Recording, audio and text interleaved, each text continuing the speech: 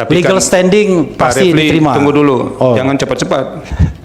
Ini kan kalau ditegur hakim nanti bisa rusak juga Pak Refli ini. Wakil Ketua Mahkamah Konstitusi, MK, Saldi Isra menegur Refli Harun yang menjadi kuasa hukum dari Roy Suryo Notodiprojo, Tifauzia Tiasuma atau Dr. Tifa, dan Rismon Hasiholan yang mengajukan uji material ke MK.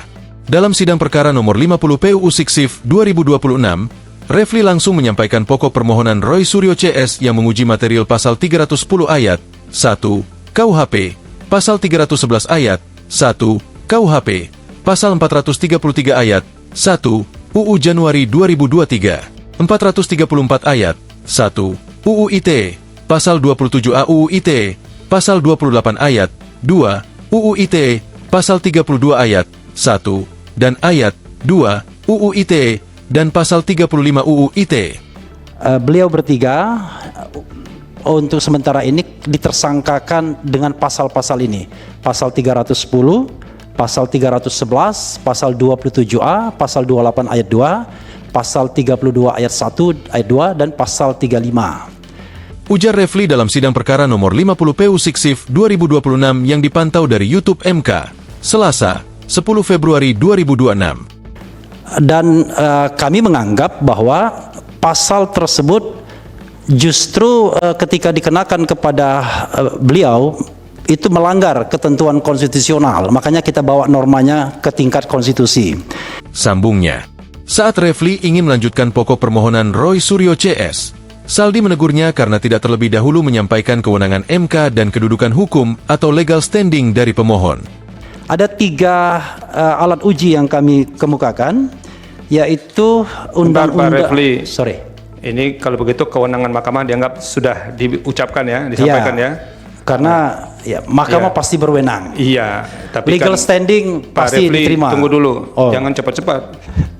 Ini kan kalau ditegur hakim nanti bisa rusak juga Pak Refli ini.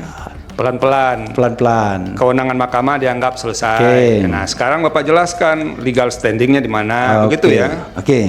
Jangan melompat-lompat, Pak. Orang belum legal standing udah sampai ke pokok permohonan Bapak ini. Setelah ditegur Saldi, ia menjelaskan kewenangan MK yang menerima permohonan Roy Suryo CS yang dianggap sudah dibacakan.